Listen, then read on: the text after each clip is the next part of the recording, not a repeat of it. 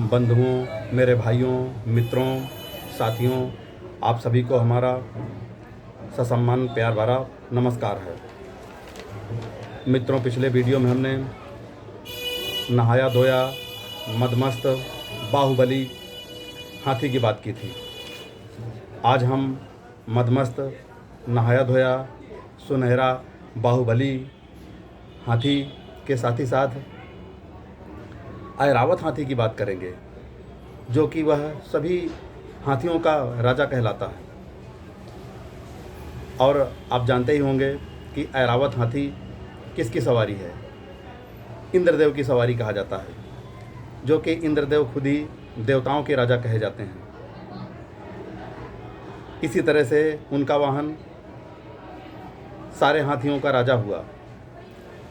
तो दोस्तों, उसी से तुलना हमने आज एक विशालकाय भीमकाय ऐरावत हाथी जैसी कंपनी अर्थात रिलायंस इंडस्ट्रीज के बारे में बात करने वाले हैं। रिलायंस इंडस्ट्रीज की बात अगर किसी और से तुलना की जाए तो उसके साथ न्याय नहीं होगा, इसलिए उसकी तुलना हमने ऐरावत हाथी से की है। क्योंकि इस क्वार्टर में अर्थात जनवरी फरवरी मार्च के क्वार्टर में उसका जितना कुल प्रॉफिट है, शुद्ध लाभ है, तो उतना हमारे देश की हज़ारों कंपनियों का कुल कैपिटल भी नहीं है। और जितनी बड़ी उसकी कुल मार्केट कैपिटल है अर्थात लगभग 16 लाख करोड़ की, इतनी तो दुनिया के तमाम देशों की जीडीपी भी नहीं हो पाती है। इसलिए ऐरावत हाथी से तुलना करना रिलायंस इंडस्ट्रीज के साथ न्याय होगा। रिलायंस इंडस्ट्रीज एक तो पहले ही बहुत भारी भरकम मुनाफा कमा रहा था। उसका मुख्य व्यापार पेट्रोलियम प्रोडक्ट का है, जो कि जामनगर में बहुत भारी भरकम रिफाइनरी है। उससे कई सौ प्रकार के प्रोडक्ट बनते हैं क्रूड ऑयल के द्वारा। उससे बेच करके वो भारी मुनाफा कमाता है। वह अकेली ऐसी कंपनी है जो अपने पेट्रोल पंपों के माध्यम से खुद का पेट्रोल रिटेल कस्टमर को भी बेचती है। अर्थात हम आप लोग अपनी गाड़ियों में रिलायंस का पेट्रोल भरवाते हैं। और उसके साथ अब दो भारी भरकम मुनाफा देने वाली कंपनियां और जुड़ चुकी हैं। पहला रिलायंस जियो और दूसरा रिलायंस रिटेल। तो इन दोनों कंपनियों का भी रिजल्ट तमाम जानकारों और विद्वानों की उम्मीद से भी बढ़कर आया है। इसलिए यह दोनों साथी भी बहुत बड़े हैं। आप जियो से तो परिचित होंगे ही कि हर घर में जियो की पहुंच हो गई है। हमारे पास भी है, आपके पास भी है। इसने एयरटेल को बहुत पीछे छोड़ दिया, वोडाफोन को आईसीयू में ला दिया, बाकी कंपनियों को अपना शटर बंद करने पर मजबूर कर दिया। तो हमारे आपके बीच में 5G की फाइबर केबल भी बिछ चुकी है। जहाँ नहीं बिछी वहाँ भी बिछती जा रही है। तो इसका मुनाफा हर क्वार्टर दर क्वार्टर बढ़ते ही जाना है। कोई भी स्थिति आ जाए तो हम आप न तो मोबाइल देखना छोड़ेंगे, न टीवी चलाना छोड़ेंगे। इस तरह से बातें करते रहेंगे, इंटरनेट का यूज करते रहेंगे, पेट्रोल का इस्तेमाल करते रहेंगे, डीजल का इस्तेमाल करते रहेंगे। इस तरह से रिलायंस इंडस्ट्रीज कभी घाटे में जाने वाली नहीं है। अब दोस्तों, एक हमने छोटा सा कैलकुलेशन किया हुआ है पिछले 22 सालों का। वैल्यू इन्वेस्टिंग इसी प्रकार से की जाती है, फटाफट बिल्कुल नहीं होती। जो रईस लोग होते हैं तो वैल्यू इन्वेस्टिंग करते हैं, अर्थात लंबे समय के लिए इन्वेस्टमेंट करते हैं। तो यह वैल्यू इन्वेस्टिंग आपको भी समझनी होगी और मिशन फाइनेंशियल फ्रीडम में हमारे साथ कंधे से कंधा मिलाकर चलना होगा, क्योंकि यह यात्रा हमारी लंबे समय के लिए है।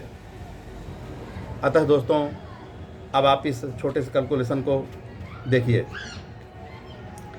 इस तिमाही में रिलायंस इंडस्ट्रीज का कुल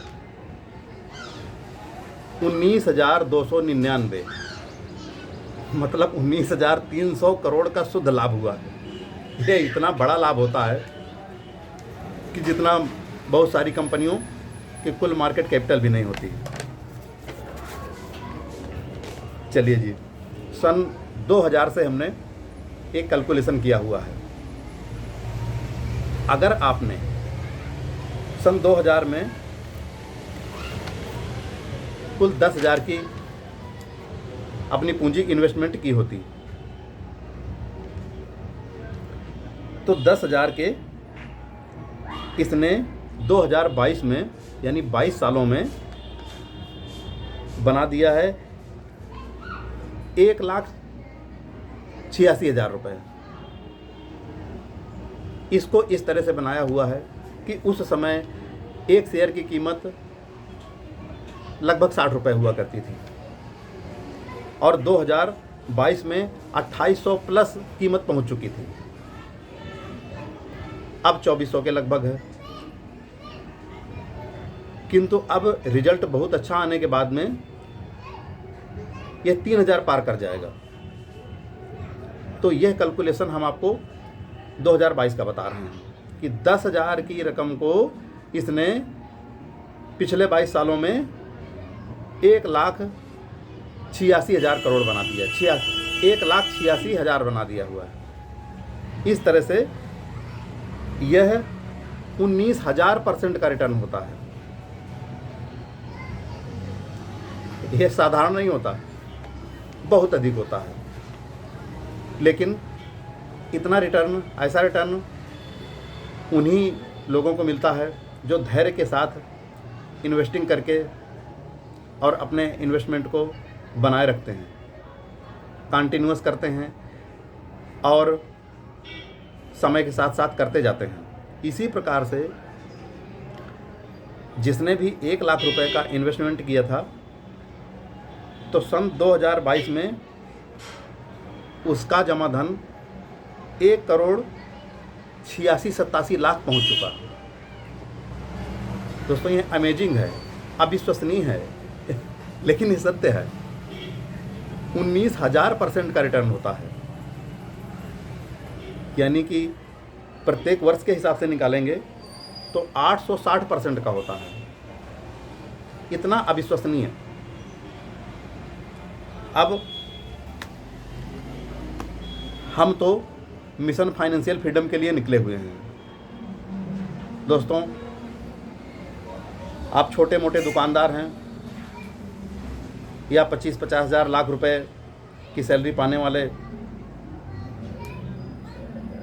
एम्प्लाई हैं या सेल्फ एम्प्लाई हैं, तो जाहिर सी बात है कि कोई कंपनी खड़ी नहीं कर सकते, हज़ारों की कंपनी नहीं खड़ी कर सकते, लाखों की नहीं खड़ी कर सकते, तो फिर अरबों की बात कौन करे।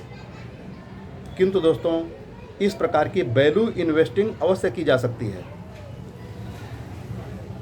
ये रिटर्न 19,000% का जो आपने देखा, प्रत्येक वर्ष 860% का निकल कर आया, तो यह ख़त्म नहीं हो गया है।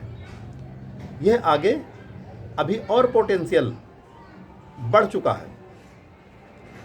अभी आगे 1,000 पार कर जाएगा, क्योंकि अब तो यह जल्दी ही 3,000 क्रॉस कर जाएगा। तो दोस्तों, 1,000% का रिटर्न पर ईयर के हिसाब से निकल के आएगा। और अगर आप महंगा होने की वजह से, 2,500 रुपये का होने की वजह से इन्वेस्टमेंट नहीं करते हैं, हिम्मत नहीं कर पाते हैं, तो हिम्मत कीजिए, 1-2 शेयर से शुरुआत कीजिए और फिर इसको बनाए रखिए। इस कैलकुलेशन में हमने डिविडेंड को नहीं जोड़ा हुआ है। अभी अगर डिविडेंड को जोड़ेंगे तो हो सकता है कि जितनी आपकी जमा रकम है उससे ज़्यादा डिविडेंड मिल चुका हो। इस तरह से इन्वेस्टमेंट कीजिए और उस इन्वेस्टमेंट को कंटिन्यू बनाए रखिए। इसमें पोटेंशियल इसलिए भी और ज़्यादा है क्योंकि रिलायंस रिटेल और रिलायंस जियो भी जुड़ चुकी है। ये भी ज़बरदस्त मुनाफा दे रही हैं। रिलायंस जियो के कंपेयर में तो कोई है ही नहीं। और ऐसा भी हो सकता है कि रिलायंस मुकेश अंबानी अर्थात मोटा भाई इसको डिमर्ज करके रिलायंस रिटेल और रिलायंस जियो को रिलायंस इंडस्ट्रीज से अलग कर दें। तो जो रिलायंस इंडस्ट्रीज के शेयर धारक हैं उन्हीं को यह शेयर अलॉट कर दिए जाएंगे। तो इस प्रकार से यह तो सोने पे सुहागा भी हो सकता है। वैसे वह अलग से भी आईपीओ ला सकते हैं, लेकिन अधिक संभावना यही है कि रिलायंस इंडस्ट्रीज से ही डिमर्ज कर देंगे, क्योंकि इनका व्यवसाय रिलायंस इंडस्ट्रीज के ही साथ चल रहा है।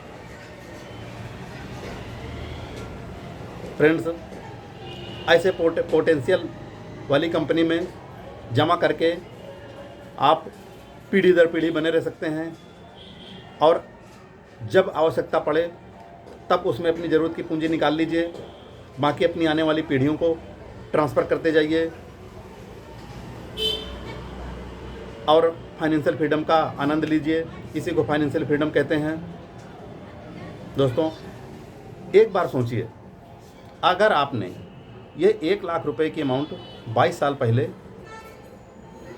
कहीं प्लाट में लगाई होती या प्लाट खरीदा होता तो आप होने को खुश हो सकते थे, या अभी भी होंगे। कई लोगों ने ख़रीदा है कि अरे वाह, हमने तो 1 लाख का प्लाट ख़रीदा था, आज 40 लाख का हो चुका है। तो वह बहुत खुश होते हैं और दूसरों को बड़े गर्व से बताते हैं कि देखो हमने कितनी अच्छी इन्वेस्टमेंट किया था, आप चूक गए। किंतु दोस्तों, वह अगर उस प्लाट को 40 लाख रुपए का बेचना चाहें तो सालों लग जाएंगे बिकने में, क्योंकि वह रियल इस्टेट है। रियल इस्टेट में लिक्विडिटी बिल्कुल नहीं होती है। हो सकता है उसे बेचने में सालों साल लग जाएं, और अगर आपको अर्जेंट पैसे की आवश्यकता पड़ जाए तो फिर आपको औने पौने दाम में बेचना पड़ेगा। 40 लाख वाले को 30 लाख में या 25 लाख में बेचना पड़ेगा, ऊपर से जहमत तमाम सारी। वहीं यहाँ इन्वेस्टिंग में लिक्विडिटी बहुत ज़्यादा होती है। आपको जब आवश्यकता हो, जिस दिन, जिस पल, जिस घड़ी आवश्यकता हो, बायर बिल्कुल तैयार खड़े होते हैं। आप तुरंत बेच सकते हैं और तीसरे दिन पैसा आपके अकाउंट में। रियल एस्टेट में आपने प्लाट खरीद के छोड़ दिया तो वह कुछ भी प्रॉफिट नहीं देता जब तक आप उसको बेच नहीं देते हैं। किंतु शेयर के साथ इन्वेस्टिंग में ऐसा नहीं है। आप जब तक नहीं बेचते हैं तो वह बढ़ते रहते हैं, बढ़ते रहते हैं। बढ़ने के साथ ही साथ क्वार्टरली, छमाही या ईयरली जो डिविडेंड मिलता है सो अलग। आप कभी मत बेचिए, डिविडेंड ही इतना मिलता है। फ्रेंड्स, इस वैल्यू इन्वेस्टिंग को बहुत बारीकी से समझिए और आप भी कैलकुलेट कीजिए। हम तो चाहते हैं आप सभी के फ़ोन में कैलकुलेटर होना चाहिए। वैसे होता है, लेकिन आप उसका उपयोग करते नहीं हैं। दोस्तों, कीजिए और एक SIP कैलकुलेटर भी अपने साथ डाउनलोड करके रखिए। ज़रूरत पड़ने पर उससे यूज कीजिए, उपयोग कीजिए। कि हम कहीं गलत तो नहीं बता रहे हैं। फ्रेंड्स, ऐसी वैल्यू इन्वेस्टिंग के लिए, ऐसे नॉलेज के लिए हम चाहते हैं कि आप हमारे साथ बने रहें। कैसे बने रहना है ये आप लोग बेहतर समझते हैं। जय हिंद।